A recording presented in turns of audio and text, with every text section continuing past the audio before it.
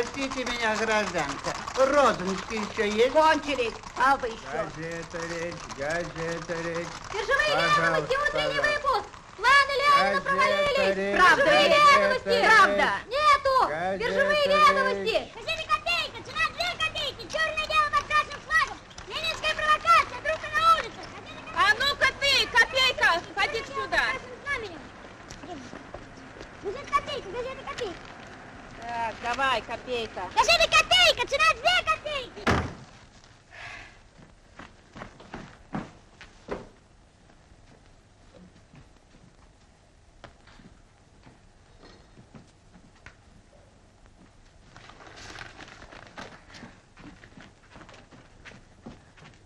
Вот 6 розончиков достала. Счастье-то какое. Как раз на мне кончились. Тихо. Что, спит еще? Спит. Евхосинья Ивановна, газеты принесли? Ну вот. Принесла, Владимир Ильич. Спит. Доброе утро, Надюша. Доброе утро, Маняша. Евхосинья Ивановна, а где же газеты? Вот они, Давайте-ка сюда. Здравствуйте. Здравствуйте, Владимир Ильич. Володя, ты бы чаю сначала выпила. Спасибо. Позвольте, а где же правда? Не нашла, Владимир Ильич. Всех газетчиков побегал, ни у кого нет. Этого не может быть. Я ушел из редакции в 3 часа ночи, и номер был уже сверстан. А экспедиция работает у нас прекрасно. Вы просто поленились дойти до следующего угла? Верьте, Владимир Ильич, на всех углах была. Нет уж, позвольте вам не поверить, Евхосинья Ивановна. Ну, как знаете. Володя. Что, Надя? Мы уговорились с Евхосиньей Ивановной, что газеты в первую очередь, при всех обстоятельствах. Сначала газеты, а потом вот эти лозунчики. Володя, сними. Сейчас. Ну, посмотрим, что делается на белом свете. Надюш, ты выпьешь? Да, пожалуйста. Ну вот. Началось. Ленин, Ганецкая компания, шпионы. Что? Шпионы? Полюбуйтесь. Ну-ка. Ленин, Ганецкая компания, шпионы. Так. Мы, ниже подписавшиеся Григорий Алексеевич Алексинский, бывший член Второй Государственной Думы. Пригодился все-таки старый клеветник. Так, офицеры германского генерального штаба сообщили, что агитацию ведут в России агент германского штаба, скоропись Елтуховской. Кто это? И Ленин. Володька, ну что же это такое? Нет, вы подумайте, совсем стыд потеряли. Ну, это ты преувеличиваешь. Стыда у них никогда не было. Слушайте дальше. Деньги на агитацию пересылают через доверенных лиц из Берлина, через дисконто-резершафт, отсюда на Сибирский банк в Петроград, где на его текущем счету имеется... Что такое? Свыше 2 миллионов рублей. Ах, шуты гороховые. Ну, это действительно докатились. Да, это уж не смешно. Шуты гороховые. Надя, больше всего мне нравится вот это примечание. По техническим условиям подлинные документы будут нами опубликованы дополнительно. Ну, еще бы. И не успели состряпать. Ничем не брезгуют. Ничем. Надюша, а ты помнишь у Некрасова? Мы слышим звуки одобрения не в сладком рокоте хвалы, а в диких криках озлобления. Неплохо сказано? Да, а нам вот на эту пакость нужно отвечать немедленно. Сию же минуту. Володя, чай. О, спасибо.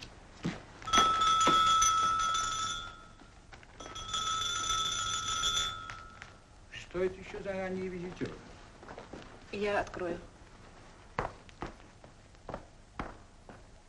Здравствуйте, Мария Ильич. О, здравствуйте, Яков Михайлович. Владимир Ильич дома? Да, пожалуйста, прошу вас. Яков Михайлович, здравствуйте. Здравствуйте, Надежда Константиновна. Здравствуйте, Яков Михайлович. Здравствуйте, Владимир Ильич. Какие новости? Новости плохие, Владимир Ильич. Очень плохие. Сегодня ночью, через полчаса после того, как вы оттуда ушли, казаки и юнкера Половцева разгромили редакцию «Правды».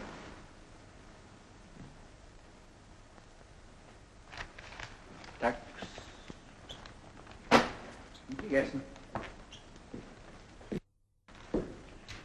Пожалуйста, Яков Михайлович, садитесь.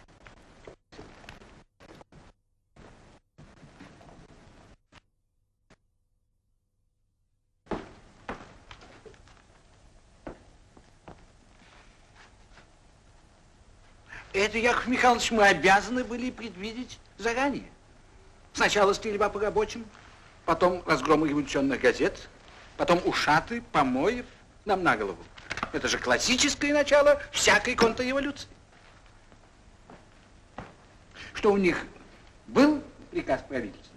Нет, Владимир Ильич, судя по всему, это была инициатива самого Половцева. Сомневаюсь. Генералами в конечном счете всегда командуют штатские. Чхидзе уверяет, что для него это была полная неожиданность. Врет. Врет и вам, и народу. А может быть, и самому себе. Сейчас самое страшное – это трагическая доверчивость масс. Необходимо неустанно, методически и терпеливо разоблачать этих болтунов и показать их всему народу непристойно голеньким.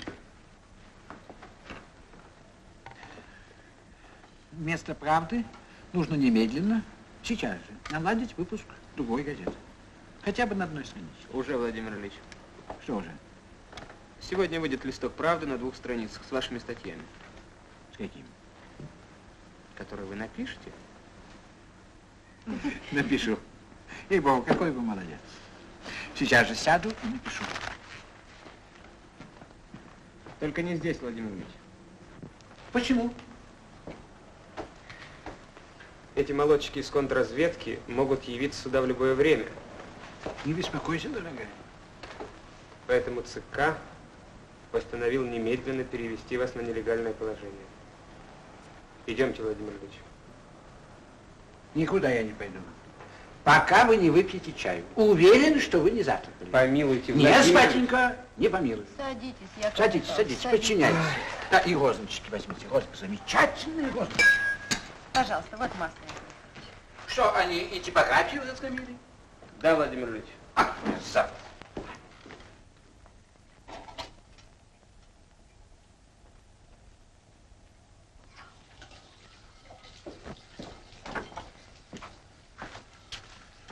Евгения Ивановна, я должен извиниться перед вами. Я был неправ. Вы действительно не могли купить этой газеты.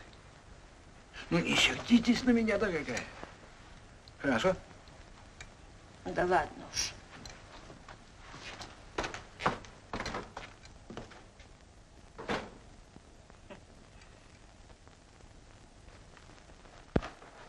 Спасибо. Владимир Ильич, оденьте лучше мое пальто. Ну, скоро увидимся.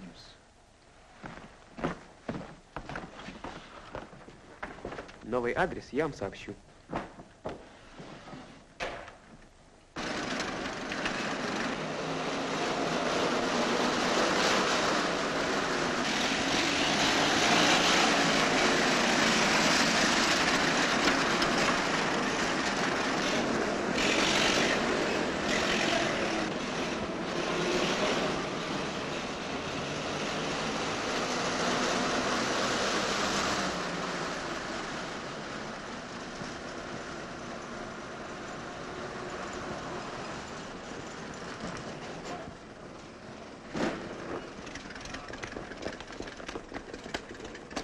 Ну что там у тебя, Мухин, заело?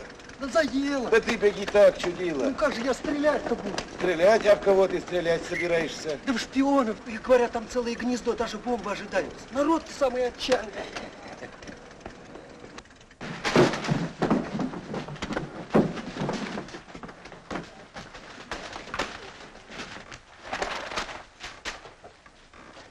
Значит, вы утверждаете, что гражданин Ленин покинул эту квартиру? Да, и вы напрасно его здесь ищете. И вы полагаете, что в ближайшее время он сюда не вернется? Нет, не вернется.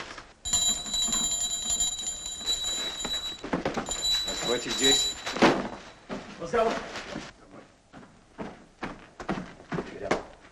Сидоренко. Иди сюда.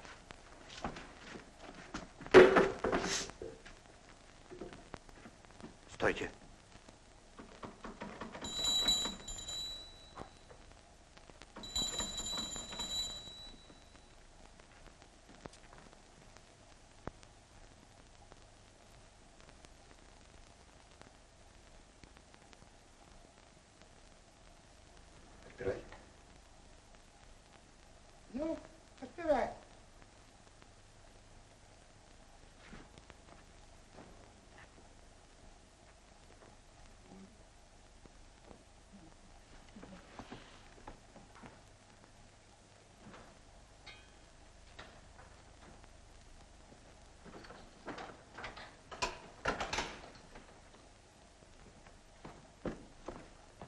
Руки вверх.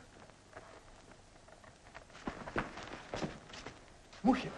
Так точно, господин поручик. Где ты был? Замешкался, затвор заел. Болван.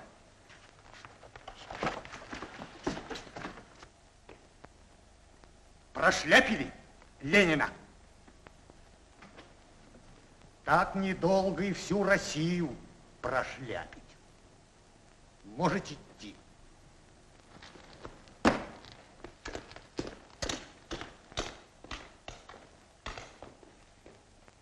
Клянусь честью русского офицера, что я сам с себя сорву погоны, если в течение месяца не доставлю вам господина Ульянова, живым или мертвым.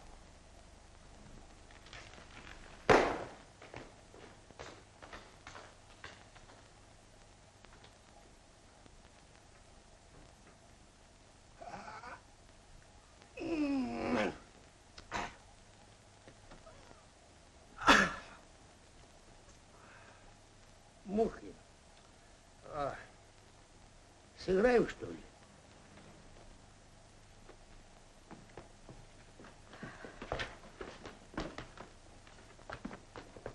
Мария Ильинична, а зачем они этих двоих оставили? Ну, такой уж у них порядок. Небось рассчитывают, что Владимир Ильич ночевать вернется. Да пусть себе сидят, Ефросинья Ивановна. Зачем вы, Мария Ильинична? Я сама. Ну ладно.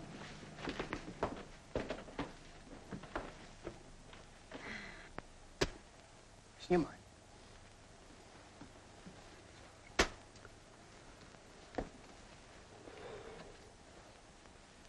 Ну, чего задумался? Да удивляюсь я на этого Ленина, Тихон Митрофанович. А что? Такими деньгами, говорят, ворочает, а живет не ахти. Значит, расчет такой видимости не показывает. Тебе сколько еще карт? Дайте еще карточку. Все-таки одно с другим не складывается, Тихон Митрофанович. Чего не складывается? Да ну как же, шпион, а у него жена, пожилая женщина, сестрица. Дурак ты, Мухин. В газете ясно написано: немецкий шпион, 2 миллиона на текучем счету. Тебе еще карту? Нет, Тихон Митрофанович, у меня очко. Ну, черт, стрижет и бреешь, давай. Так это в утренней газете 2 миллиона, а в вечернем выпуске поправка. Какая поправка? Да не 2 миллиона, а всего 20 тысяч. Называется не шпион, а фанатик. И опять ты дурак. Фанатик — это самый главный шпион и есть. Сколько в банке? Ну вот 2 рубля. Ва-банк. Стоп, дай карточку. Ну, ты чё, перебор. Черт. Сейчас вот это тебе за 3 пойдет. О, беру рубль сдачи. Это чье же? Мое. Ну, не мое, а Женина. А чё жена не носит? Это от первой жены, от покойницы. Ну, что ты губы-то развесил? Ты сколько в банке? Ну вот, 4 рубля. 4 рубля. Стоп. Баба. Дай карточку еще.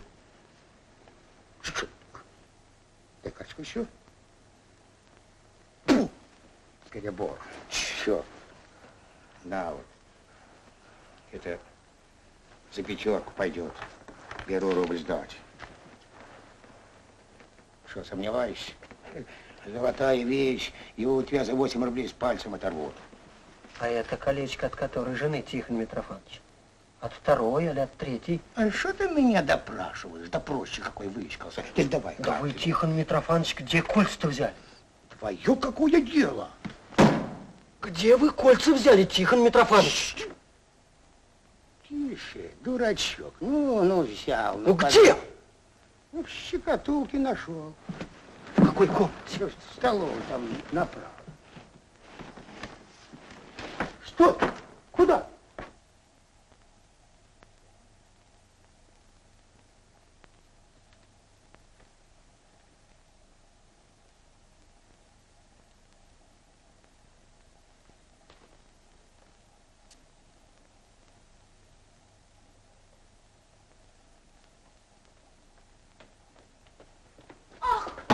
Кобель порченый. Да разве тебя этому мать родная учила? Таким глупостям? Молодой человек, о совести своей не стесняешься? Мария Ильинична! Мария Ильинична! А вот ли бойтесь-ка, Марья Ильинична? Да не слушайте вы ее, хозяйка, это у нее одно только впечатление. А я совсем там с обратной целью. Вот колечки ваши золотые в шкатулочку на место хотел положить. А откуда они у вас? Да это не я, это Тихон Митрофанович нашел. А я вижу, колечки довольно ценные, золотые. Я вам очень благодарна. Это действительно для нас очень ценная память. Вас как зовут? Федя. Так вот, Федя, а для вашего Тихона Матвеевича... Да Митрофанович. Простите, пожалуйста, Митрофановича, они как раз никакой ценности не представляют. Они ведь медные, они золотые. Да. Это когда Володя был в ссылке в Сибири, в селе Шушинском. Да, ровно 19 лет назад. Приехала к нему тогда его невеста. Это Надежда Константиновна. Ну, а кто же еще? У Владимира Ильича других невест не было. И что же, сама, значит, в Сибирь попросилась? Да, сама. Садитесь, Федя.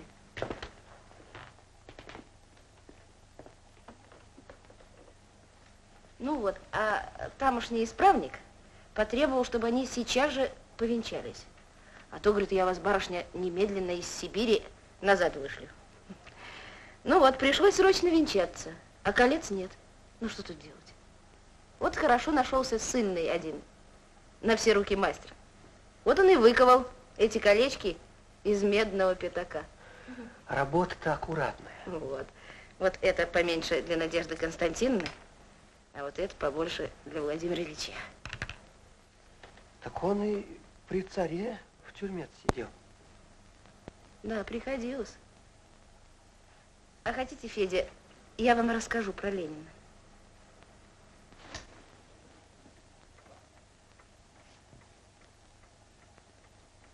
Вот, пожалуйста, можете отдыхать. Большое спасибо, Татьяна Сергеевна. Но, боюсь, мне не заснуть. Поработаю немного.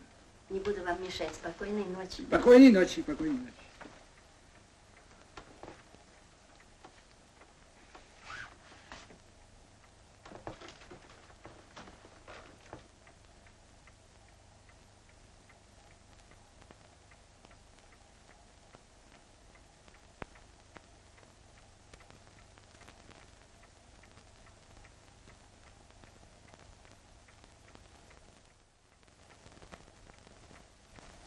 Так вот, Федя, всю свою жизнь в тюрьме, в ссылке, на чужбине, на родине товарищ Ленин боролся, да и сейчас борется за то, чтобы всем рабочим, крестьянам, ну, в общем, всем, кто недаром хлеб ест, жилось бы свободно и счастливо. Понимаете, Федя? Маняша, что вы тут делаете? Ничего, идем, идем. Разрешите обратиться? Да. Вот скажите вы мне, что такое фанатик? Фанатик? Что это? Фанатик? Ага, фанатик. Это, ну как это сказать? Фанатик – это человек, который готов отдать всю свою жизнь. Да, вот готов умереть за дело, в которое он верит. Понятно, Федя? Понятно. Ну, спокойной ночи. Пойдем, пойдем.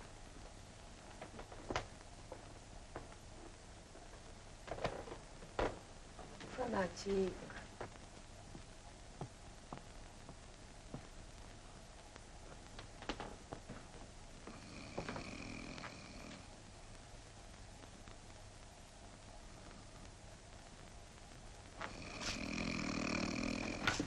А? Что? Черт.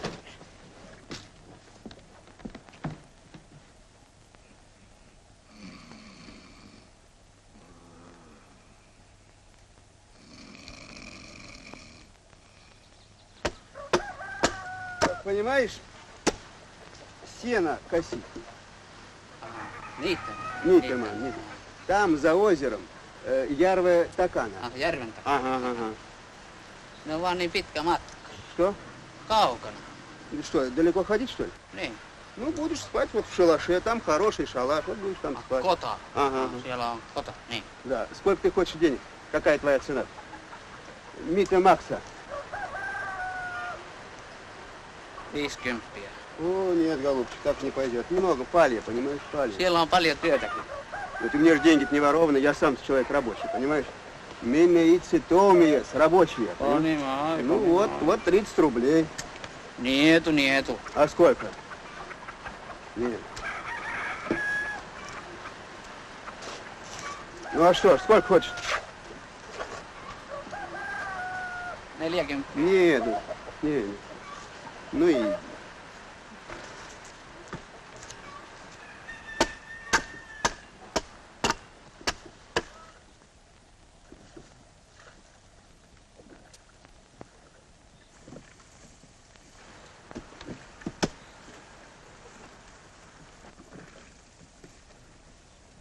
Здравствуйте, Яков Михайлович. Здравствуйте, Николай Александрович.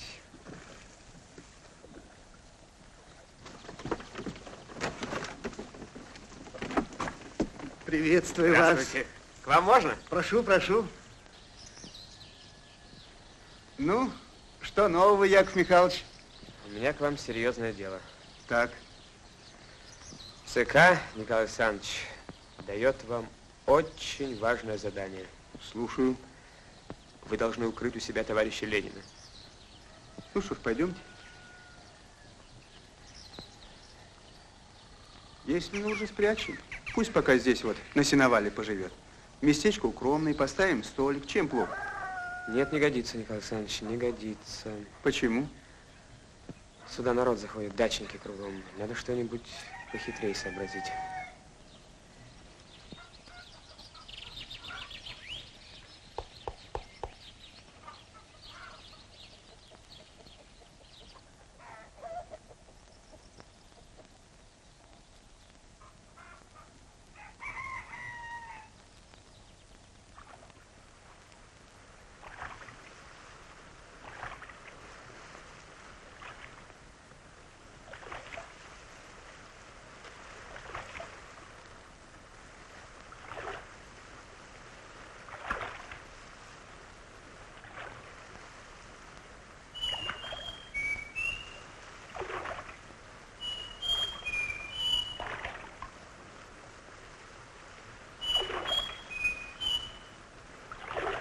Это что же, сигналы?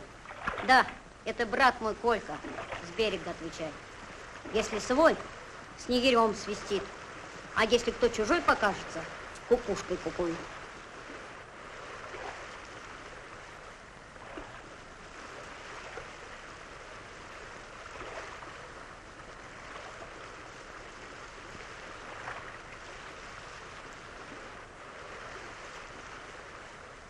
Феликс Эдмундович, как хорошо, что вы приехали. Здравствуйте, Владимир Ильич. Здравствуйте, товарищ связной. Очень рад, очень рад. Ну что ж, пройдемте в мой зеленый кабинет.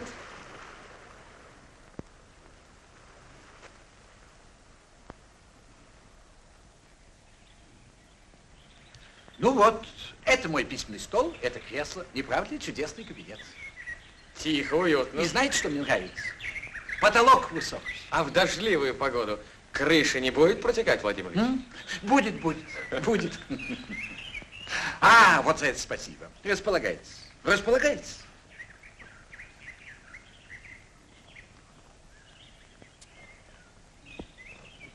Владимир Ильич, ЦК поручил мне выяснить у вас целый ряд вопросов. Ох, и у меня к вам множество дел и куча вопросов. Но давайте условимся. Пока вы немножко не передохнете, не пообедаете, ни слова о политике. Хорошо? Ну ладно. Условились. А уж я вас за это такой ухой угощу. С дымком. Ну а как вы вообще здесь устроились? Совсем хорошо. Свежим сеном пахнет. Люблю этот запах. Вот только комары проклятые по вечерам немыслимо одолевают. Ну, нам с вами к комариным укусам не привыкать, кстати. Господа меньшевики давнёхонько нас к этому приучили. А все-таки, Владимир Ильич, я никогда не думал, что они способны дойти до прямой измены и предательства. Что они первыми будут голосовать за передачу всей власти Временному правительству и объявят этого фигляра Керенского спасителем революции. Да ведь это же, Феликс Иванович, вы не получите ухи. Почему? Как почему? Мы условились, а политике ни слова. Забыл, сдаюсь.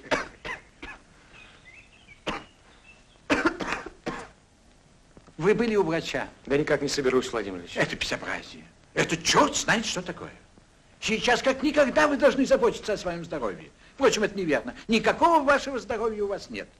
Ваше здоровье принадлежит партии, и мы требуем, чтобы вы относились к нему бережно. О, какие строгости. Да, батенька, строгости.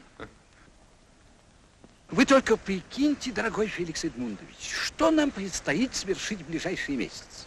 Помяните мое слово. Восстание не заставит себя долго ждать. Оно будет не позже сентября, октября. И история нам не простит, если мы не будем готовы.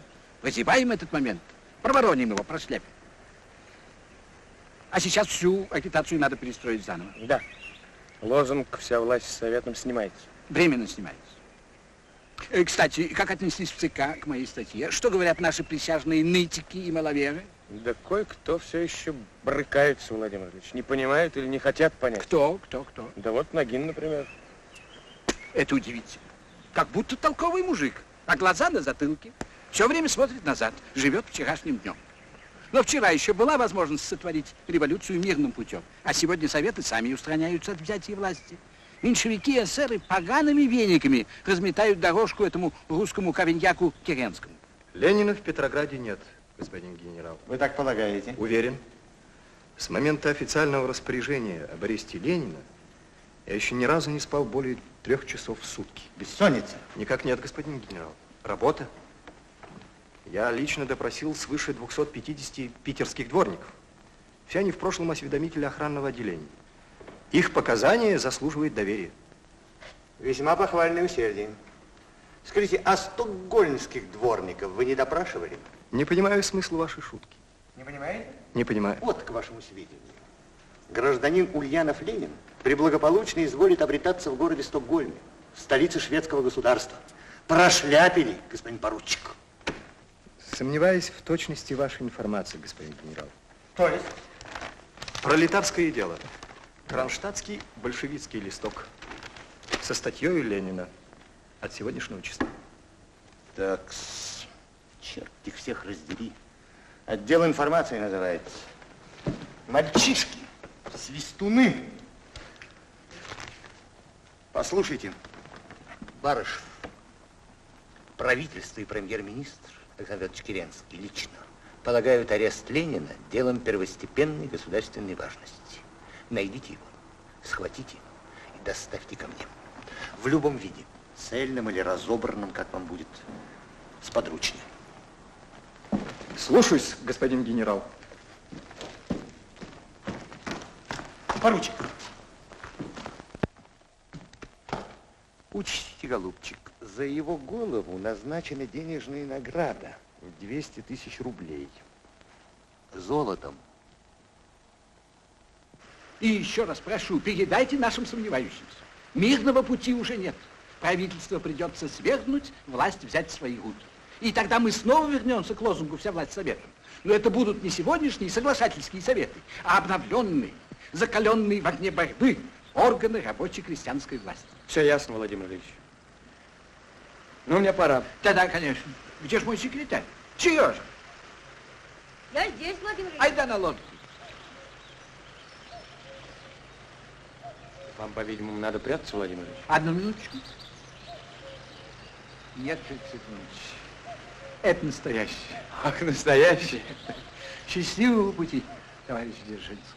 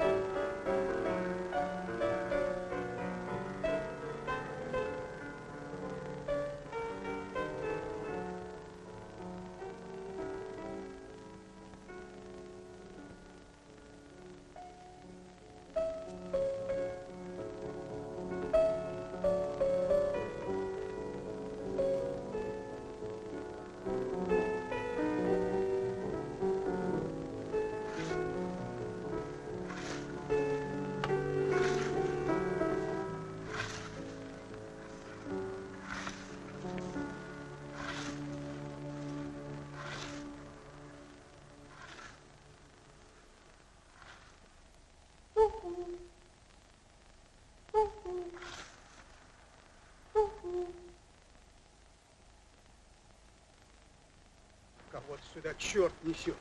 Спуститесь лучше к озеру, Владимир Ильич.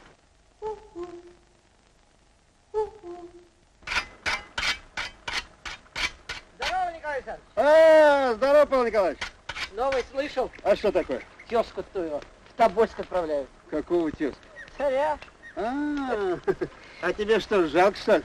Ну, скажешь тоже. Кто его теперь жалеет? До чего Россию довел? Чай с сахарином пьем. Да. А раньше-то, господи. Вот мне дачник наш говорил, что по статистике в прежнее время обыкновенный русский студент поедал черного хлеба в 3 раза больше, чем средний французский миллионер. Да, это верно. Ну, какая у миллионеров жизнь? Нет, я за что купил, зато и продаю. Ну, да. А скажи, Николай Александрович, у вас что, в Сестрорецке все тихо, спокойно? А что? Слушок есть, будто Ленин к вам на оружейный слесарем нанялся. Врут. Наверное. Врут. Наверное, врут. Потому что я от присяжного поверенного слышал, будто он дунул на подводной лодке в Германию. Вот это вернее. Нет, Николай Александрович, не вернее. Вот ты Ленина видел? Ну, чего скрывать, знаю, что видел. Ведь вы в Белоострове чуть ли не всем заводом его встречали. Ну, знаю. Ну, мало ли что было. Ты мне вот что скажи, Николай Александрович, какой он из себя Ленин? Ну, как тебе сказать? Высокий. Высокий. Брюнет. Жгучий. На правую ногу прихрамывает. Да, есть немного. Значит, его я и видел. А где видел? Да в Сестрорецке, в чайной. Сидит и 3 дезертиров угощает. А когда начал расплачиваться, вот такую пачку денег. У меня сразу подозрение, уж не Ленин ли это? А теперь ясно вижу, что это он. В точности, как ты описал. Высокий, брюнет и на правую ногу прихрамывает. Он. Будь здоров. Будь здоров. Будь здоров. Павел Николаевич, удочку забыл. Будь здоров. Прощай.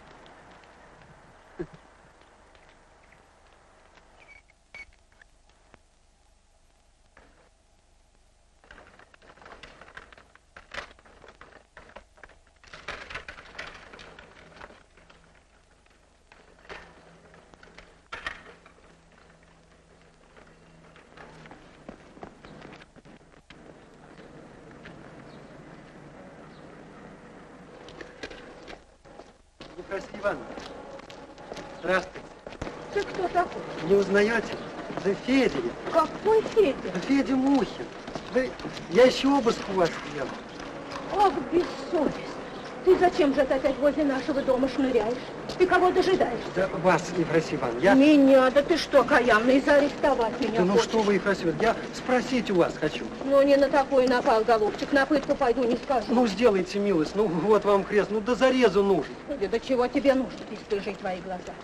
Ну, вот скажите вы мне, Ефросинья Ивановна, какая у большевиков программа насчет земли? А я-то откуда знаю? Да ну как же не знаете, Ефросинья Ивановна, в таком доме живете и вдруг не Да знаете. истинный бог не знаю. Я от мамаши письмо получил. Живут хуже некуда. Ну, спрашивают, как насчет земли будет? Ну, что ж я им отвечу? Тетя Фрося, скажите, я ведь за этим вас с 6 утра дожидаюсь. Ну вот что, парень, ступай сейчас к нам. Благо Надежда Константиновна и Мария Ильинична дома, они тебе все разъяснят. К ним? Да. Да ты ступай, не бойся. Нет, к ним не пойду. Совесть не позволяет.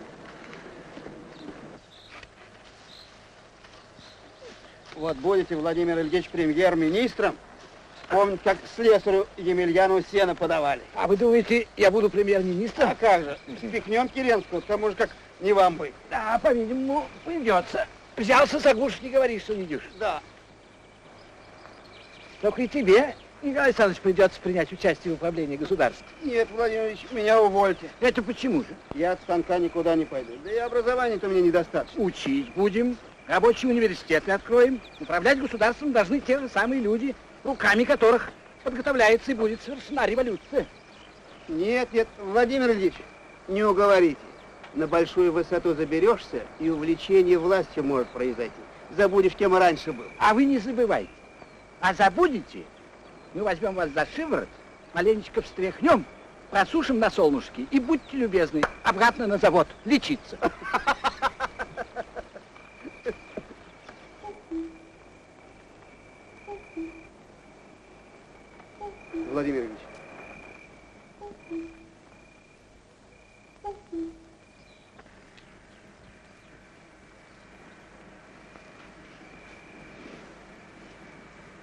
Здорово, сосед. Здорово, Павел Николаевич. Я гляжу, славный стажок вы навитали. Видать, чухна у тебя хорошо работает, а? Да, фин удачный попался. Может, он у меня денек-другой поработает, а то, боюсь, дожди захватит. Да что там, у меня возле озера еще весь клин не кош. У тебя управиться ко мне пойдет. Да ведь нам учись писать, Павел Николаевич. Почему? Ведь он по-русски-то ни одного слова не говорит. А как же ты с ним объясняешься? Вот так и объясняешь через пень-колоду, мучаюсь. Ну, как-нибудь и меня поймет. Так куда ты? Ну подожди. Эй, ты, мил человек. Нет, не буди, не буди. Эй. Он нынче знаешь, как умаялся. Павел Николаевич, ну ты Ленина-то не встречал больше? Ой, не спрашивай. Вчера целый вечер зря в чайной просидел. Нет, сосед, судьба, видно, только раз счастье посылает. Проморгал, 200 тысяч проморгал. Ну не отчаивайся, Павел Николаевич, Бог милостив, на ловца, как говорится, и зверь бежит. Да. Павел Николаевич, а ты все-таки в эту чайную заглядывай. Ну уж теперь, коли встречу не растеряюсь, Ну, встретить бы. Да.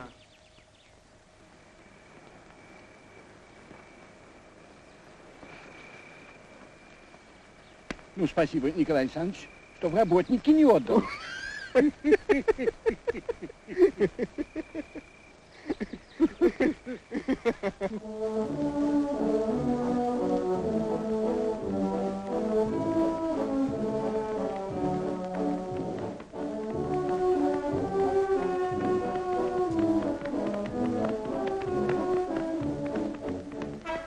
Вот все говорят Сестрорецк, а ни одной интересной женщины. Ох, надоел же ты мне, Борецкий. Одни бабы на уме.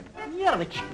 Что за погончики беспокоишься? За какие погончики? Свои. Кто клялся, что сорвет себе золотые погоны, если Ленина не поймает? Не поймаю. Это раньше мы все удочкой удили. А теперь хватит. Сетями будем ловить.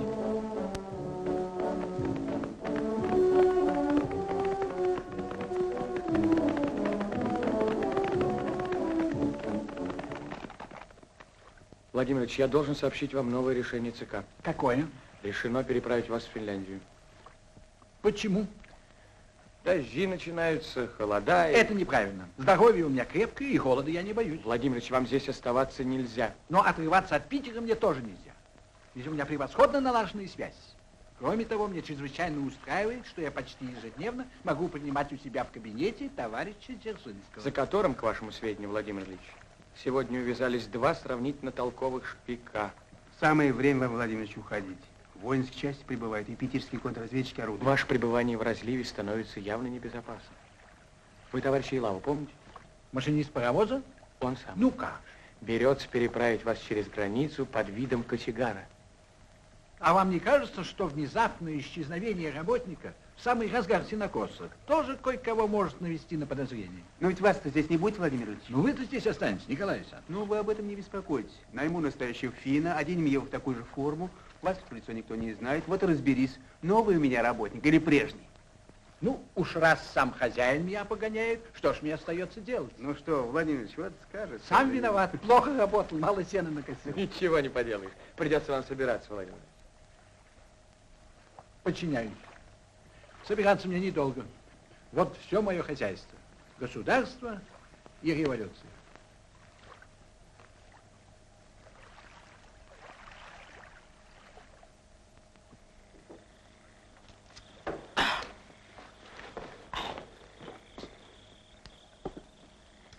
Ты куда?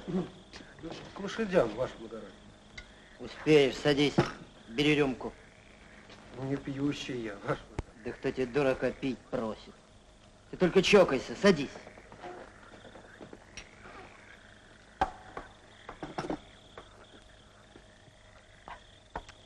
Понимаешь, Мухин, не могу пить один.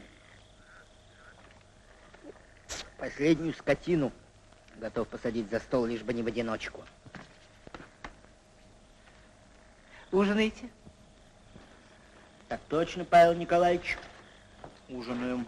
А где же господин поручик? Пребывает в трудах. Такс. Что ж, оружие у рабочих отбирать будете? Будем. Дальнейшие аресты предвидится? Возможно. И надо полагать, в первую очередь, подозрительный элемент. Так точно. А как вы считаете, господин прапорщик, если русский человек финном прикидывается, подозрительно это или не подозрительно? А кто прикидывается? А вот у нашего соседа работник. Сынок, иди сюда. Ну, иди скорее. Расскажи, сынок, господину офицеру, как было дело. Про Фину-то? Ну да, про Фину. Сними шапку. Вот так. Ну, купаюсь я, значит, в озере. Вдруг слышу, соседский Фин с каким-то господином идет и по-русски разговаривает не хуже, чем мы с вами. Вот, видите? Только картавит немножко. Так, подожди. Картавит? Подожди. А что он говорил? Да, что он Счастливого пути, говорит товарищ Жердинский. Хорошо, подожди. Жердинский? Ты точно помнишь? Да он его еще по имени называл. А как, сынок? Ну. Фелис. Фелис, вот, Фелис. Феликс? Феликс Эдмундович. Да.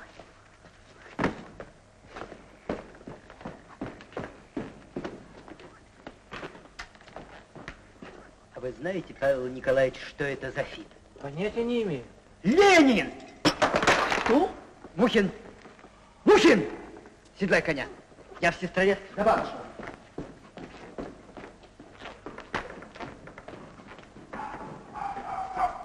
Мать честная, вот и угадай. Где найдешь, где потеряешь.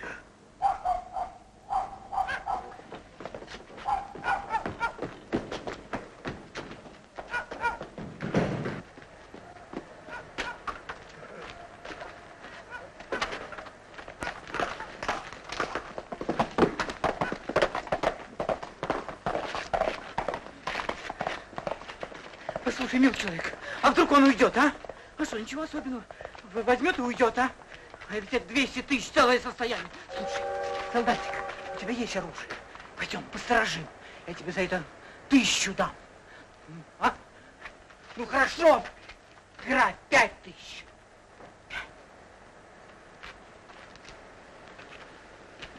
5000.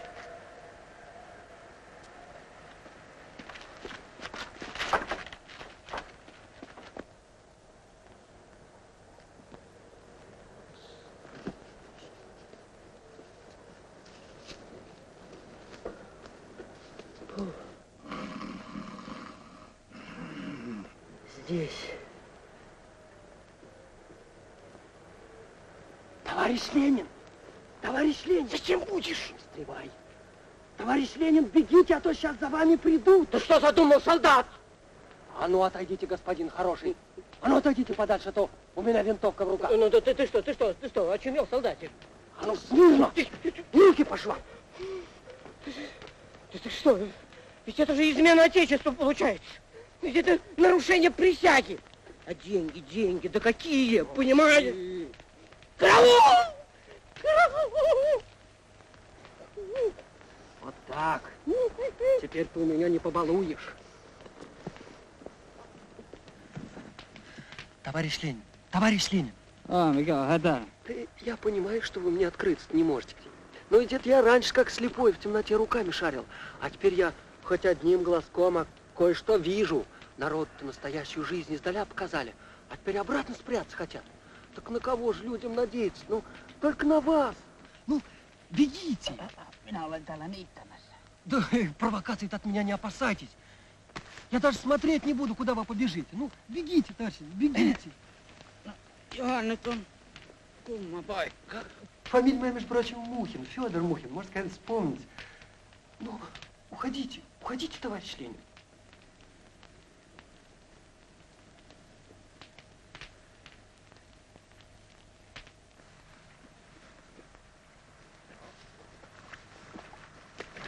Черт возьми. Осторожнее, Владимир Ильич, никак в болото угодили. Видать, не туда попали. Да, левее надо было брать. Что ж, Николай Александрович, а говорили, что хорошо дорогу знаете? Да ведь на память своей понадеялся, Владимир Ильич. Вы хоть компас захватили? Ну а зачем же компас? Ведь мы направление правильно держим, только вот с тропки сбился. А мне, товарищи, я, кажется, на тропинку вышел. Ну вот, видите, она же, я говорил, рядом где-то.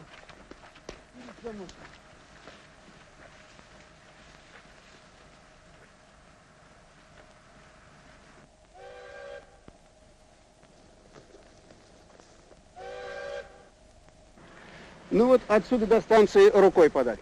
Все-таки я, Владимир Ильич, держал правильное направление. Видите, Николай Александрович, держать правильное направление – это еще не все. Очень важно не сбиться с дороги, особенно когда ведешь за собой людей. Да, ну, выходит, не справился. А вы еще и давеча, Владимир Ильич, грозились мне на высокий пост назначить. И назначим. Обязательно назначим. Только, конечно, не министром путей сообщения.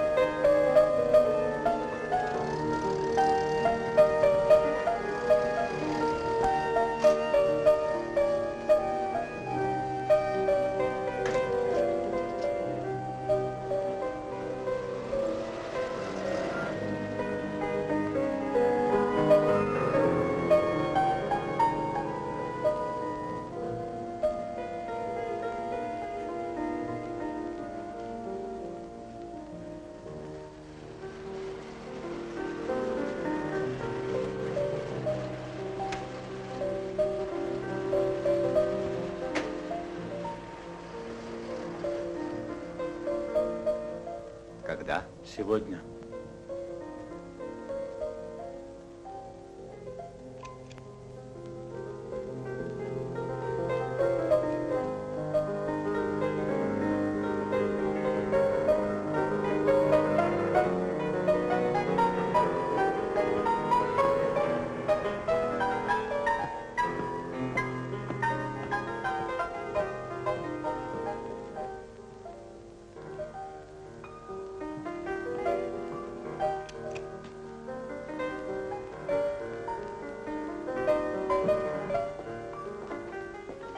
Как они уехали год назад, так все и осталось.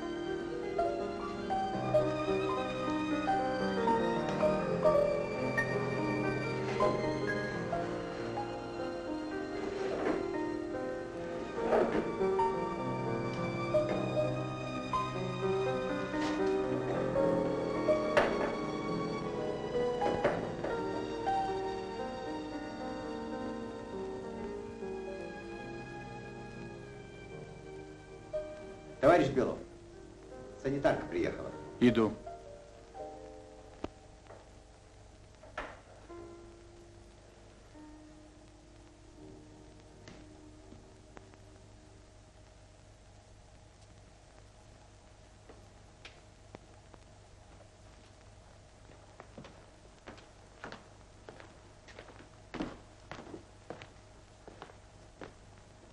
Документы.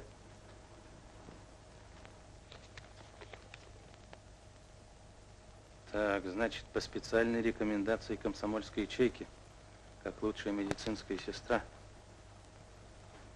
Отец есть? Нет, Мать есть? тоже нет. Кто-нибудь близко есть?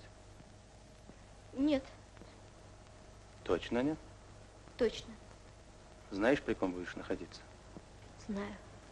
Запомни, волнение для него смерть. Значит, пока врачи не разрешат никого постороннего к нему не пускать, о политике не говорить ни под каким видом, газет не читать, о событиях не рассказывать тоже, пока доктора не позволят. И вообще не трещать. Понятно? Понятно. Отвечаешь перед партией и революционным народом. Ясно? Ну, а теперь иди готовь все, что нужно к его приезду. Машина из Кремля уже вышла. Тебя как зовут? Саша. Действуй, Сашура.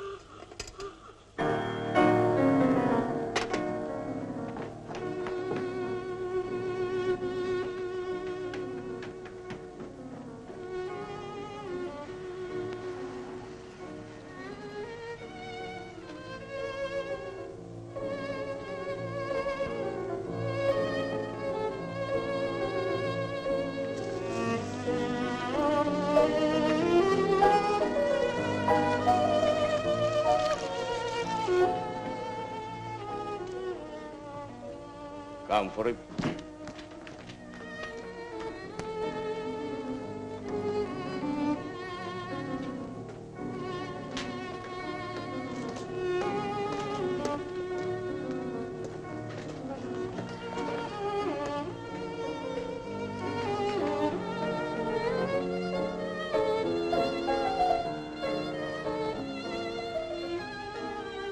Лед.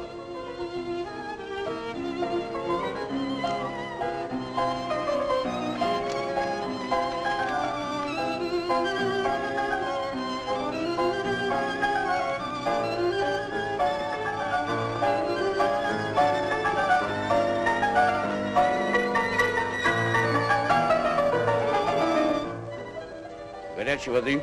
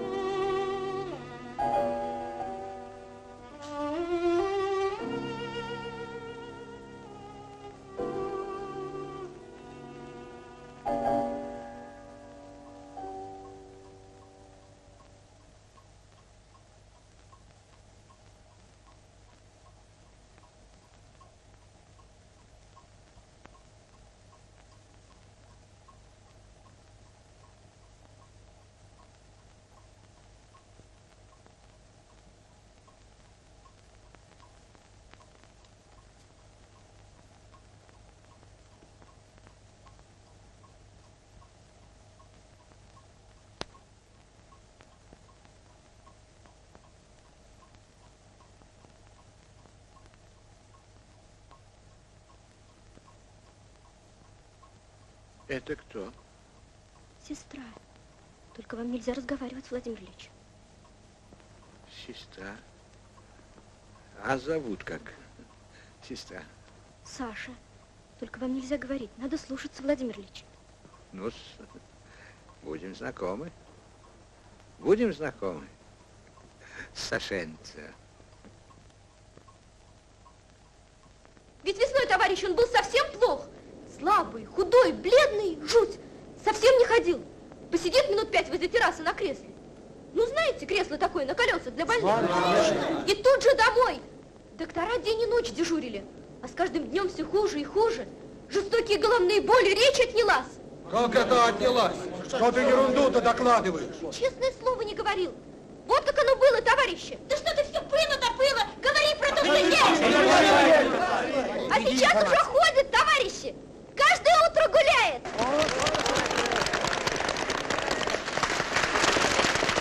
Мы с ним за утро чуть не весь парк обойдем по грибы. Слышь, ходит Ильич по грибы. Выздоравливает, значит.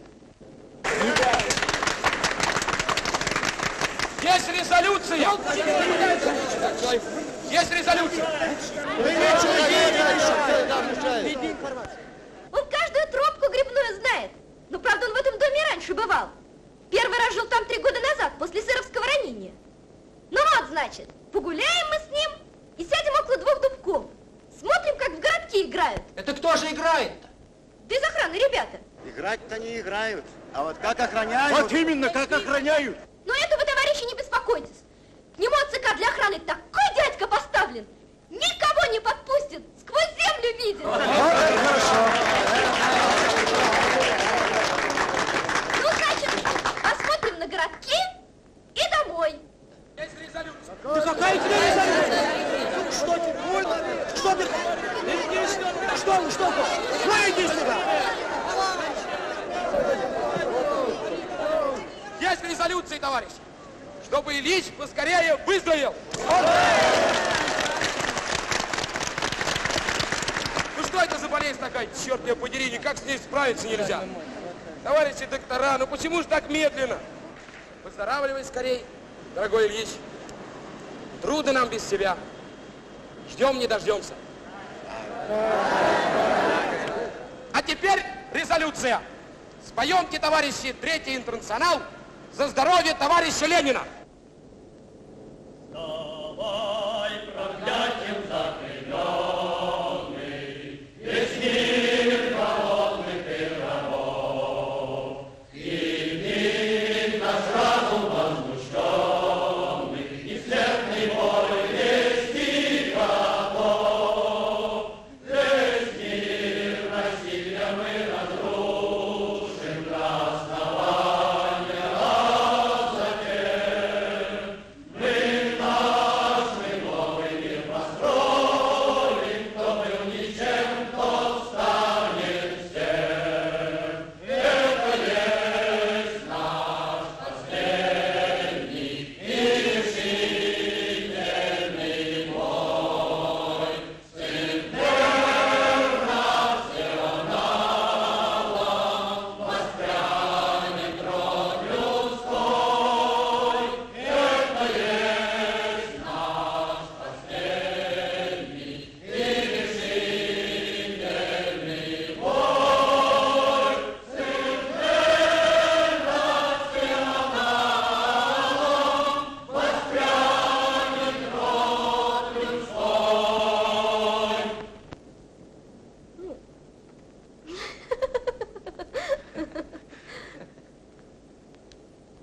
Ну что ж, молодец. Нашла общий язык с пролетариатом. Разговор вышел честный, партийный. Это ты, Николай, славно придумал, чтобы она рабочим о Ленине рассказала. Товарищ Мышат, а как же... Ну что ж, обдумал я твое заявление, чтобы тебе жениться на ней. Обдумал, взвесил и постановил. Повременить надо. Почему повременить? Мировая же революция на носу. Каждый человек на учете, а ты жениться. Пойдут пеленки, разложишься, поддашься ты нэповской накипи. Потеряешь, брат, боевой упор. Повременить надо. Как же так, товарищ Мышат? Ведь вы месяц тому назад обещали... Не чуди, не чуди. Тебе-то уж вовсе стыдно нюни-то распускать. Ты ж теперь рядом с Лениным. Учись у него принципиальности. Что бы Ленин сказал, если все в партии переженились? Ты погляди, что сейчас в Англии-то делается. А в Германии? Ну ладно, бывайте.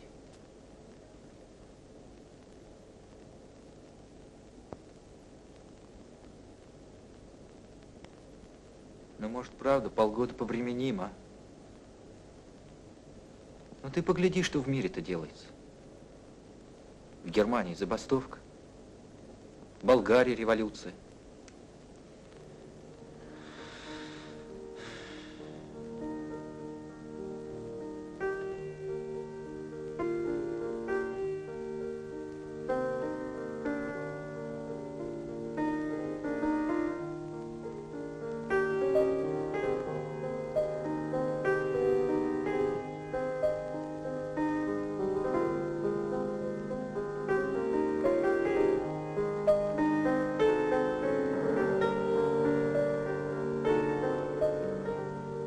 Красота. Хороша осень. А на Волге она все-таки куда лучше. Или в Сибири, да даже и на Дону. Интересно, что сейчас там делается. Где, Владимир Ильич? На Волге, в Сибири, на Дону. Да все тоже. Никаких новостей. Так-таки никаких? Никаких. И во всей стране никаких? Никаких. И за границей? Ну и за границей.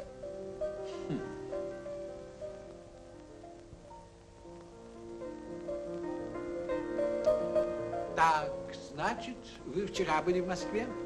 Была, Владимир Ильич. Интересно, что там? Как что? Что нового? Да ничего. Совсем ничего? Совсем. Ой, смотрите, гриб! Нет там никакого гриба. Идите сюда, идите.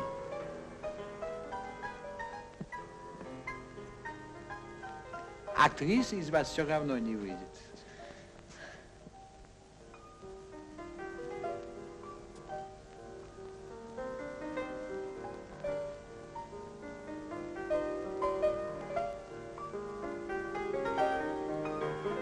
Вон, действительно, гриб. Да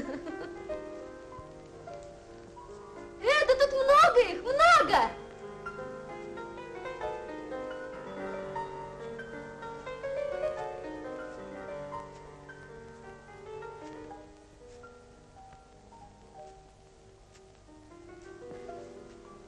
Сашура?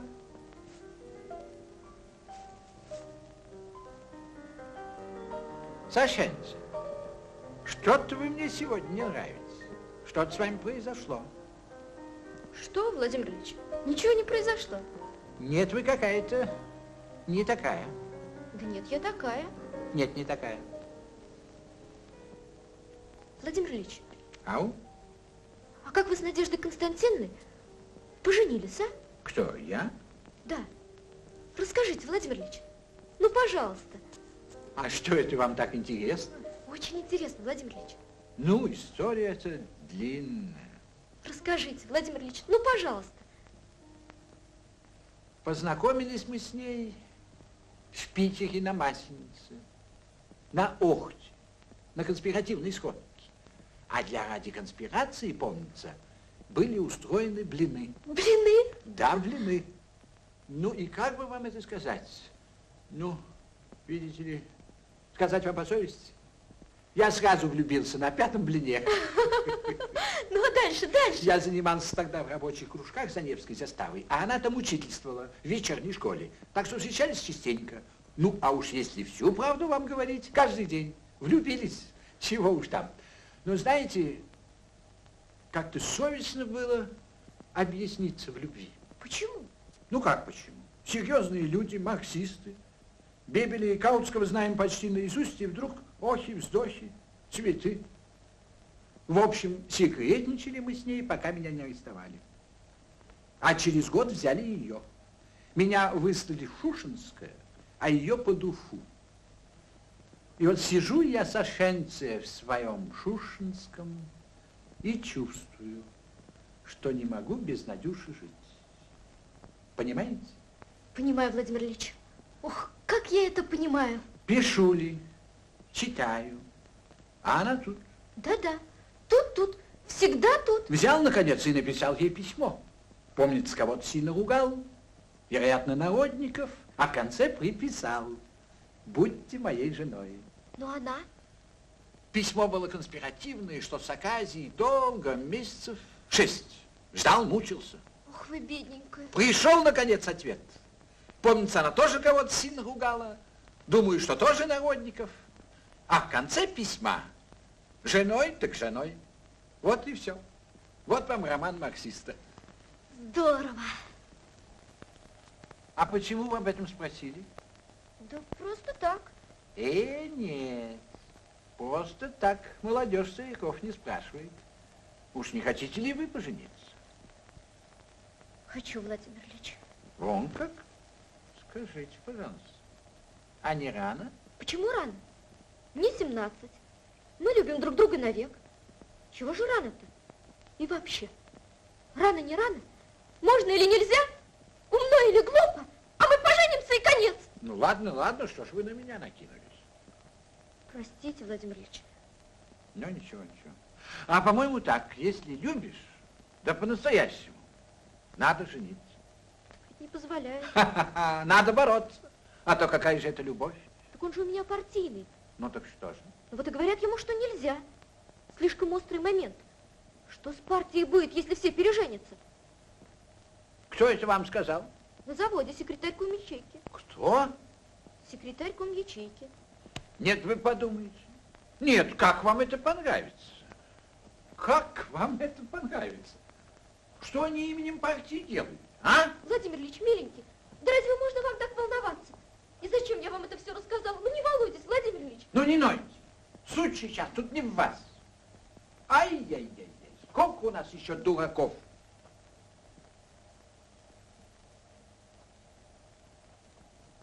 Кем работает ваш жених? Электротехником. Вот что, в пятницу Надежда Константиновна, Марья Ильинична и Белов уезжают в Москву. Приведите мне вашего жениха. Да что, Владимир Ильич, ни под каким видом. Посторонним строжайше запрещено. Приведите, я ему посоветую, как разговаривать с этим секретарем, чтобы разрешили свадьбу. Нет, нельзя. Да и как он пройдет? Через ворота его не пропустят. Ну, это моя печаль. Видите ли, товарищ Белов убежден, что он изумительный конспиратор. Что он все знает и видит. Так? Ну, а я конспиратор похлеще. Я тут нашел одну лазейку в заборе, о которой не знает ни он, ни его молодцы. Идемте, я вам покажу. Да как же, Владимир Ильич? Да что ж вы стоите? Идемте. В жизни надо быть смелой. А если любишь, вдвое смелее. За мной.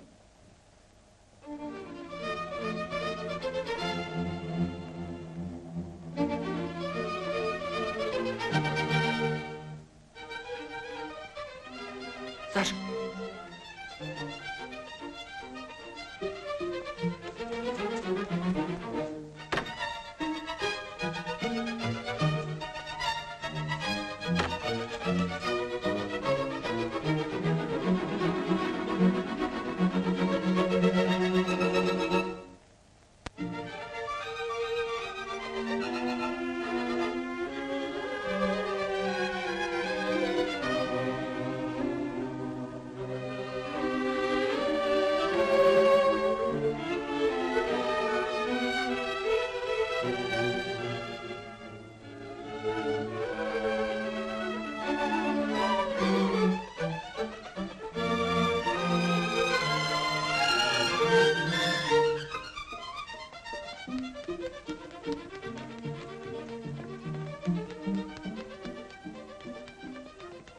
Раздевайся.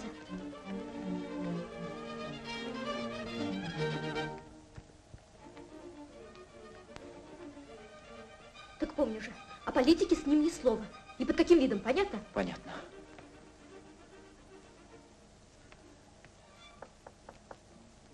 Войдите.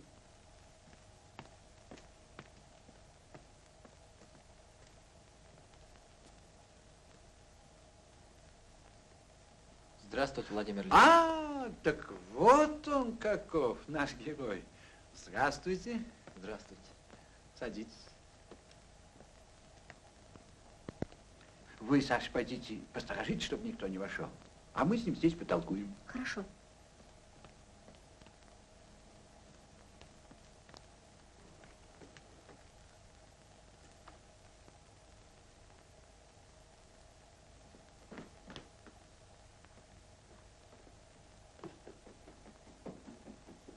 общем, не жалуемся, Владимир Ильич. На заводе в целом неплохо. Сознательно и довольны. Вот только НЭП захлестывает. Вот как? Ведь в субботу 3 парня в галстуках в клуб пришли. Комсомолка Телегин Владимир Ильич губы машет. Семенов партийный, а ребенка в церкви крестил. Ну, крановщица из Сталь-Литейного-то и вовсе за Непмана замуж вышла. Но обсудили этот вопрос на профсоюзном собрании. И что решили? Решили повысить рабочую бдительность ввиду остроты момента. А в чем она это? Особая острота. Как в чем? Да ни в чем. Так, в общем, все в порядке. Владимир Ильич, мне Саша говорила, вы нам хотите помочь. Ну, конечно. Обязательно помогу. Спасибо, Владимир Ильич. Скажите, Коля, вы, кажется, электротехник. Да, Владимир Ильич. Есть у меня, друг мой, к вам одна просьба.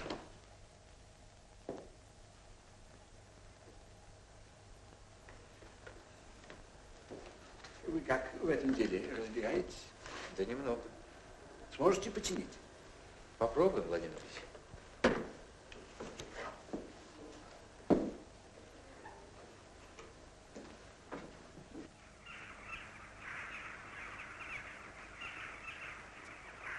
Тут кто же он все-таки, этот ваш секретарь? Да что, человек он верный. В гражданку комиссаром был, орден имеет, Маркс читал. Не, мужик ничего, но зашивается малость. Да ведь правда, от таких дел зашьешься. Вот здесь, по-моему, надо соединить. А какие это дела? Как какие? Каждый день собрание за собранием. А зачем собрание? Да что, Владимир Ильич, как зачем? Оппозиция что делает? Ведь теперь не только на нашем заводе, да ведь в каждой мастерской день и ночь дискуссии. Вся страна в лихорадке. Вот на прошлой неделе наш завод 3 дня и 3 ночи стоял. Спорили без передыху. Вот винтик не забудешь. А кто ж от оппозиции выступает? А, не приведи бог. И троцкисты, и мясниковцы, и шляпниковцы, и сапроновцы. Всем миром. Тут и свобода фракции, и ломка партаппарата. Такое творится, что, Господи Боже мой.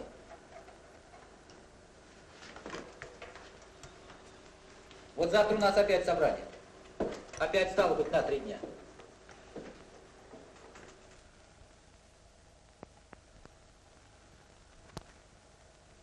Не верьте, Владимир Ильич. Это я сбрехнул. Честное слово, сбрехнул. Да какие собрания? Никаких собраний, чего там? Ну вот готов приемчик, Владимир Ильич. Целенький. Антенна где у вас? И заземление.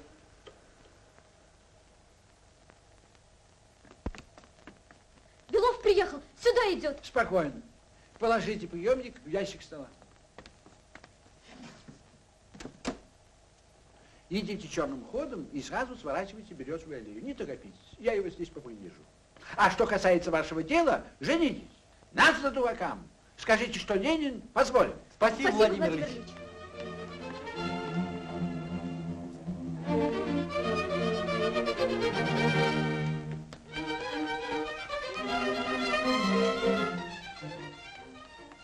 Подожди меня здесь.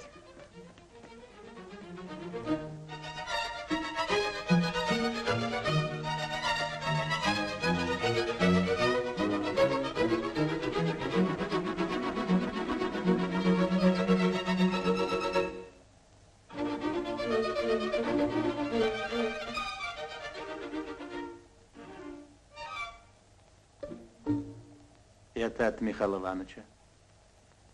Это от Дзержинского. В воскресенье он сам к вам приедет. Это от Коржановского. Что с вами, Владимир Ильич? Со мной ничего. Вы здоровы? Вполне. Тут никто не был? А кто ж мог быть? Заборы высокие, глухие. Начальник охраны, былой агент Искры. Опытный конспиратор Белов. Вы сколько раз нелегально при царе границу переходили? 7. Попробуй, обмани вас. Сквозь стены увидите. Кто тут был? Друг мой, Григорий Михайлович, насколько я понимаю, я все сказал. Простите, Владимир Ильич. Прошу вас, пойдите, позавтракайте с дороги и отдохните. Хорошо, Владимир Ильич. А Саша мне здесь почитает. Давайте-ка Шиллера, Сашеница. Владимир Ильич.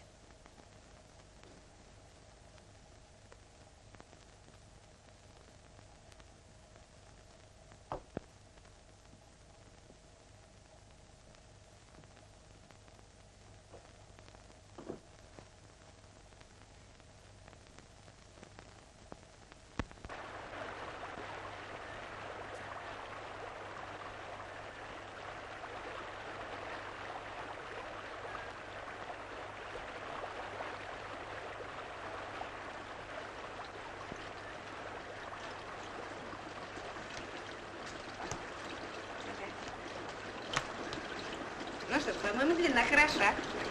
Вот только эта оборка, я не знаю. Надя! Надя, ты не знаешь, носят сейчас оборки или нет? Оборки? Да.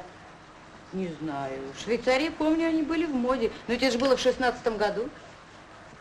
Давай оставим оборки. Ну вот, здесь немножко подберем, рукава подтянем. Ну, вполне приличное платье. Да и надевала-то я его всего раз 5. Удивительный народ эти женщины. Но какая к черту разница, идти в ЗАГС в оборках или без них? Ну, вы-то уж, конечно, пойдете в ЗАГС без оборок. Ну, иди, переодевайся.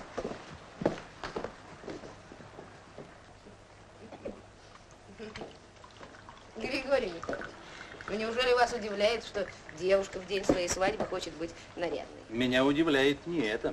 Меня удивляет сама свадьба. Почему? Откуда вдруг взялся жених? Экой нежданный, негаданный, молниеносный жених. Григорий Михайлович, а вы когда-нибудь что-нибудь слышали про любовь? Нет, что ты. Все это может быть так. Но вот уже третий день Саша ходит какая-то странная. Она что-то хитрит. Это Сашура-то, Григорий Михайлович.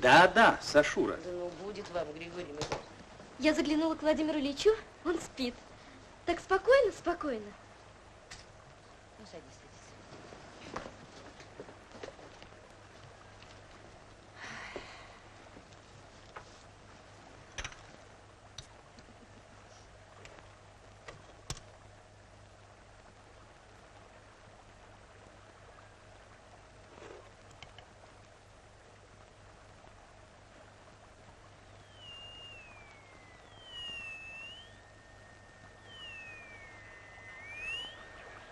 Times previously, the cause for the storm that has blown up in Russia and which the whole civilized world is following with bated breath. Indeed, Lenin is not simply ill. Only 2 days ago, Professor Brunner stated that Lenin's days were numbered. Не является ли все это поводом для той бури, которая началась в России и к которой, затаив дыхание, прислушивается весь цивилизованный мир? Действительно, ведь Ленин не просто болен. Всего лишь 2 дня назад профессор Браннер заявил, что дни Ленина сочтены. И, конечно, как это всегда бывает, именно в этот момент началась борьба среди его приверженцев. Троцкий против Бухарина, Бухарин против Каменева, Каменев против Шляпникова и Преображенского. То, что не смогли сделать орудия, направленные против большевиков, сделали эти распри. Все колеблется, в то время как умирающий Ленин лежит без движения в Кремле. Нам кажется, что... Everything is in a state of flux as the dying Lenin breathes his last in the Kremlin. It appears to us that...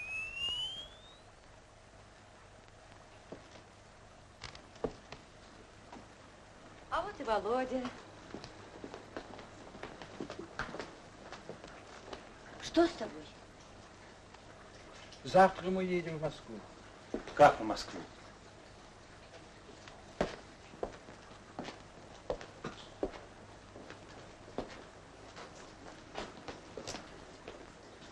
Налей-ка мне чаю, мужик.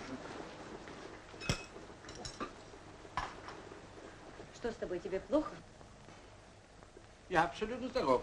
Просто мы едем в Москву. Вам нельзя ехать. Доктора категорически запретили. Я ответственен за вас, Владимир Ильич, перед Политбюро. Я сказал, что поеду, значит поеду. Надеюсь, вы меня поняли, Григорий Михайлович. ЦК вступил на опасный путь.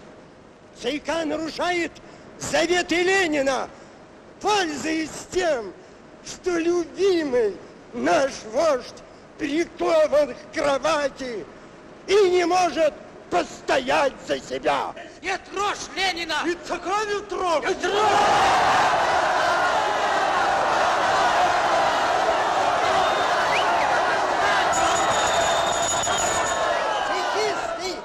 Астует успехами.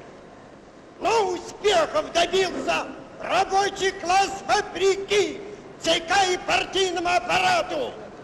Рабочей партии аппаратчики не нужны. Братцы, то чего же он вкалывает-то? Долой оттуда!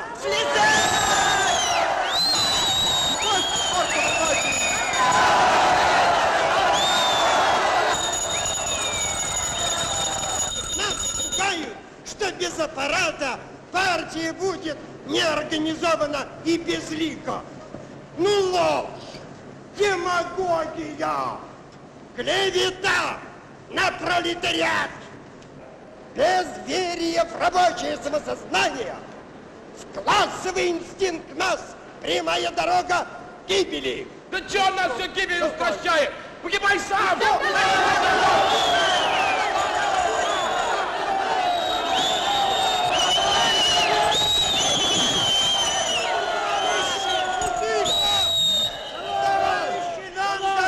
Нам дано указание развернуть дискуссию. Так давайте ж, товарищи, развернем ее.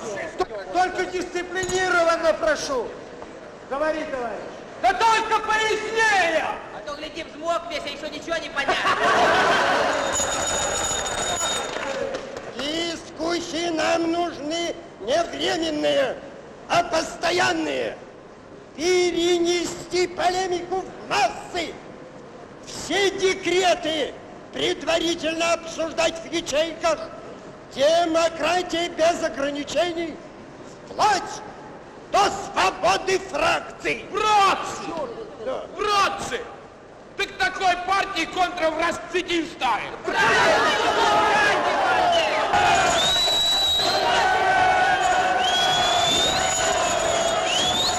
Не запугаете! Мы стоим на единственно правильном, на партийном пути. Будь Ленин здоров, он был бы с нами. Нет, я не с вами. Он! Ленин! Ура!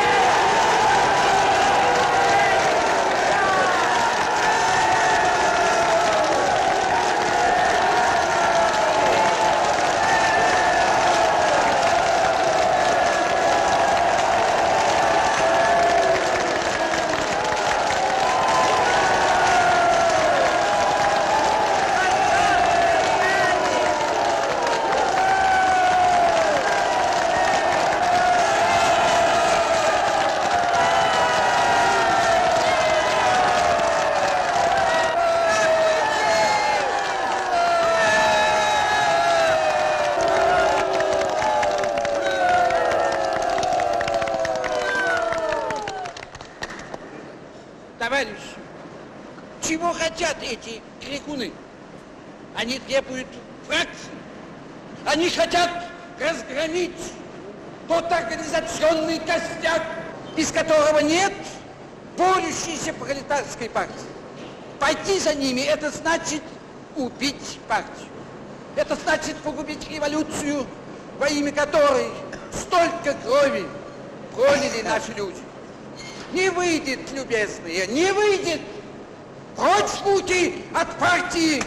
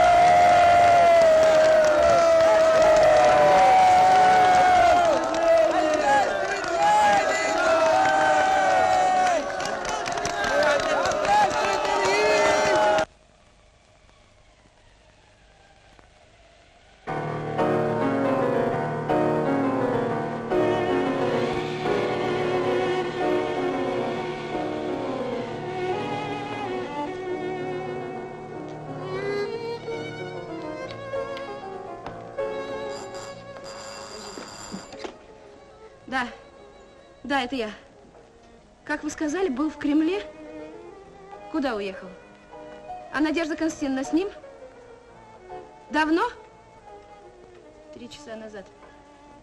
Нет, здесь его нет. Я говорю, сюда не приезжал. Я вас очень прошу, если вы что-нибудь узнаете, немедленно позвоните мне. Я жду. Ничего не понимаю. Это внезапное решение ехать. Уж не сболтнули ли ему что-нибудь? Да кто же это мог сболтнуть? Да. На заводе? Он был на заводе? На заводе? Выступал? Не может быть. Значит, кто-то сказал. В плохом состоянии. Едет в горке.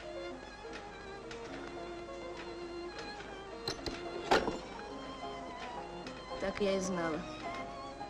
Значит, кто-то сболтнул. Безжалостные люди.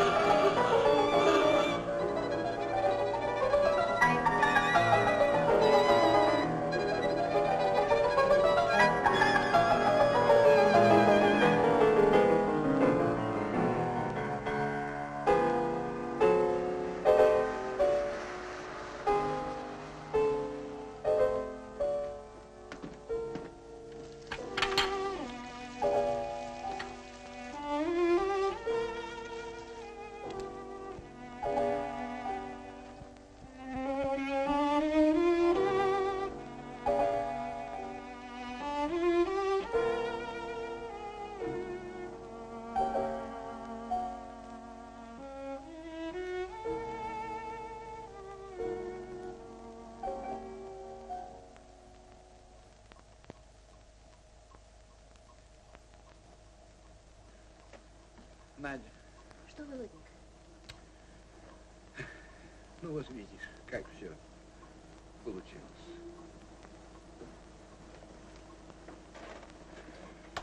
Ничего, все будет хорошо. Все будет хорошо.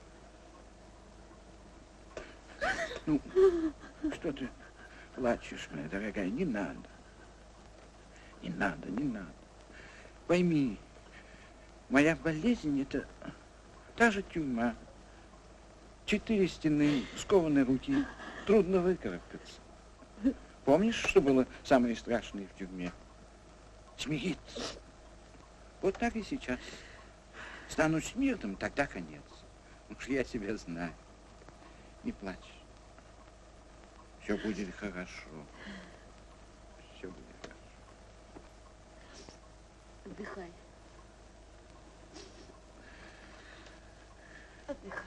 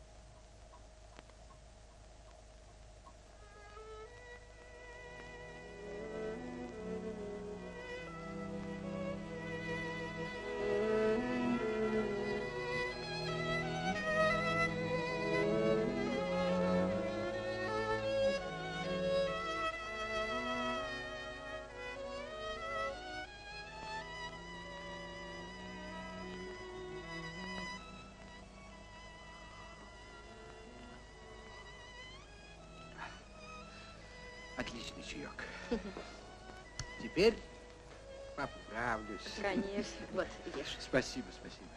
Только, ради бога, не скрывайте от меня ничего. Ведь глупо же, чушь, ребячество. Негодяи хотят расколоть партию, а вы это скрываете от меня. Надюша, а заводские-то каковы? Как они этого крикуна расчехвостили, а? Вот это была схватка. Здорово. А где Сашенти?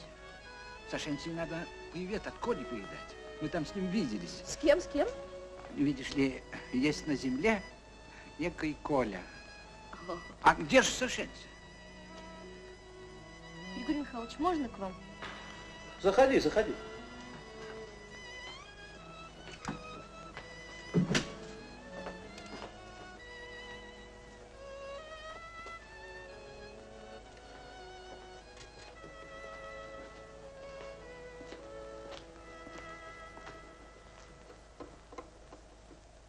Григорий Михайлович, я давно хотела вам это сказать. Все не решалось. Струсила. Вот теперь решила сказать и уйти из горок. Вы ведь помните, был такой Коля? Действительно, был такой Коля, или что-то в этом роде. Ты, кажется, даже собиралась с ним в ЗАГС пойти. Теперь все кончено, Григорий Михайлович. Навсегда. Это ничтожество и болтун. Григорий Михайлович, помните, Владимир Ильич уезжал в Москву на завод. Заболел. Так это я во всем виновата. Это я привела в дом этого болтуна. Так, так. А как же ты его провела сюда? Владимир Ильич нашел в заборе пролом. Еще шутил над вами. Белов, мол, уверен, что он великий хитрец. Ну так я, говорит, хитрее его.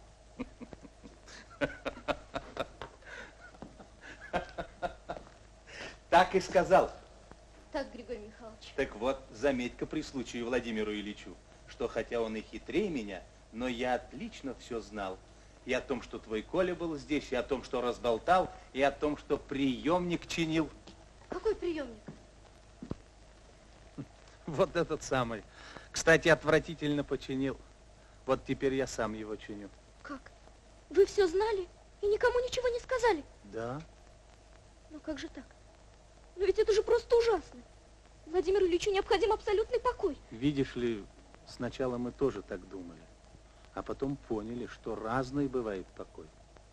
Да разве же может жить Ленин, ничем не интересуясь, не стараясь узнать, что творится кругом, жить как в колодце, глотая пилюли, вымаливая у смерти лишний час, словно подачку?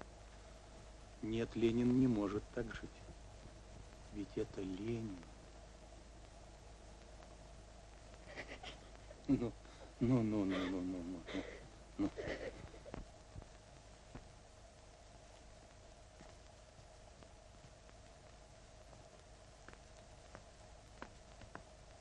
Здравствуйте. Здравствуйте. Только ненадолго, товарищи уральцы.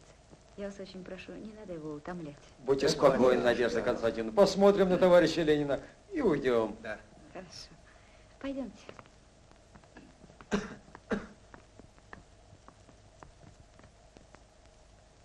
А это Владимир Ильич местным ребятишкам елку устраивает. Интересно. Пойдемте, товарищи. Пожалуйста, подходите поближе. Здравствуйте, товарищ. Здравствуйте. Здравствуйте. Рассаживайтесь. Спасибо. Располагайтесь поудобнее. Ну, как доехали? Как вас в Москве устроили? Хорошо? Хорошо. Рассказывайте всю правду, ничего не скрывайте. Спасибо. Ну, а как дела в Златоусте у вас? Рассказывайте. Ну, что ж вы так? Правда, мы еще с вами мало знакомы. Да нет, есть у нас тут один. Он говорит, что знаком с вами, Владимир Ильич. Кто? Да вот. Я. А как ваша фамилия? Мухин. Я вас в 17-м году в разливе с другим гражданином спутал. Спутали? Это интересно. Расскажите. Ну, дело так было. Вы помните шалаш в разливе? Ну как? Ну, как дела, мастер? Гореть-то будет? Обязательно, Марья Ильинична, а как же? А то ведь ты в женихах избаловался. Пристройка?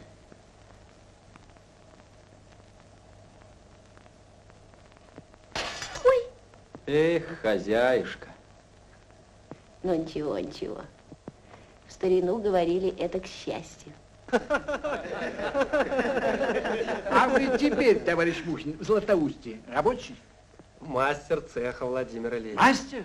Замечательно. А вы сами откуда? Сибиряк? Рязанская я.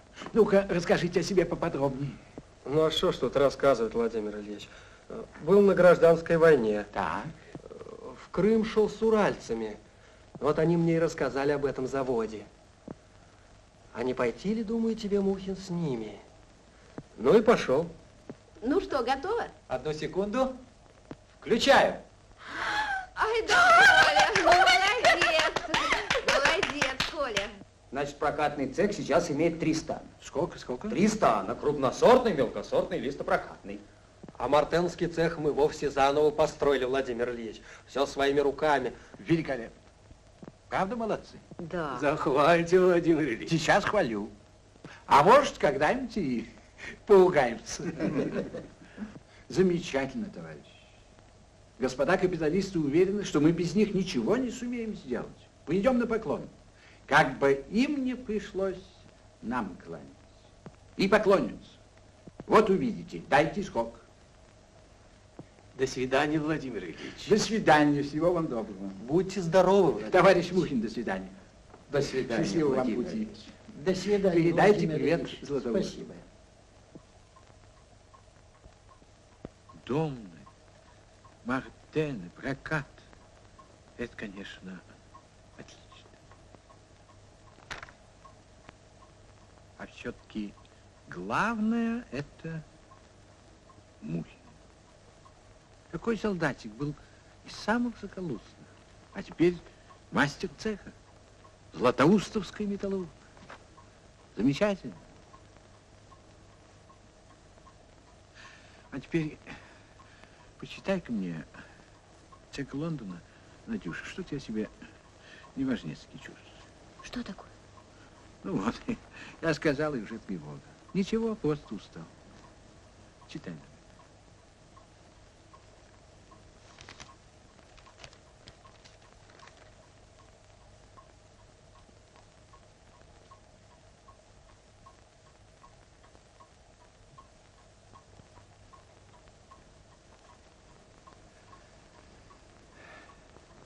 Читай, дорогая. Так. Он сел и стал думать о самых неотложных делах. Обмотки из одеяла совсем износились, и ноги у него были содраны до живого мяса. Последнее одеяло было израсходовано. Шапка тоже пропала, и вместе с ней спички, спрятанные за подкладку. Он посмотрел на часы. Они все еще шли и показывали 11 часов. Должно быть, он не забывал заводить их. Взошло яркое солнце. И все утро путник, спотыкаясь и падая, шел к кораблю на блистающем море. Погода была прекрасная. В этот день он сократил на 3 мили расстояние между собой и кораблем, а на следующий день на 2 мили. До корабля оставалось теперь 4 мили, не больше. Он видел его совсем ясно, видел лодочку с белым парусом, рассекавшую сверкающее море, но ему не одолеть эти 4 мили. Судьба требовала от него слишком много. Он закрыл глаза и бесконечно бережно собрал свои силы. Он крепился. Володя? Володя!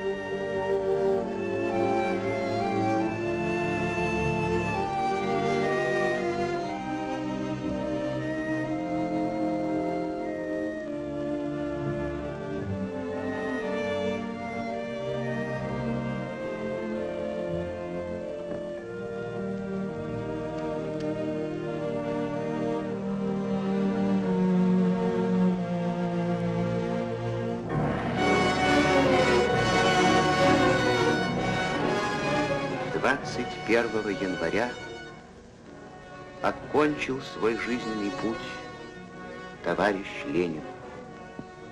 Но его физическая смерть не является смертью его дела. Ленин живет в душе каждого члена партии. Каждый член нашей партии есть частичка Ленина. Ленин живет в сердце каждого честного рабочего. Ленин живет в сердце каждого крестьянина-бедняка. Ленин живет среди миллионов колониальных рабов. В европейской развалине мы являемся единственной страной, которая под властью рабочих и крестьян возрождается и смело смотрит в свое будущее. Боритесь, как Ленин, и как Ленин вы победите.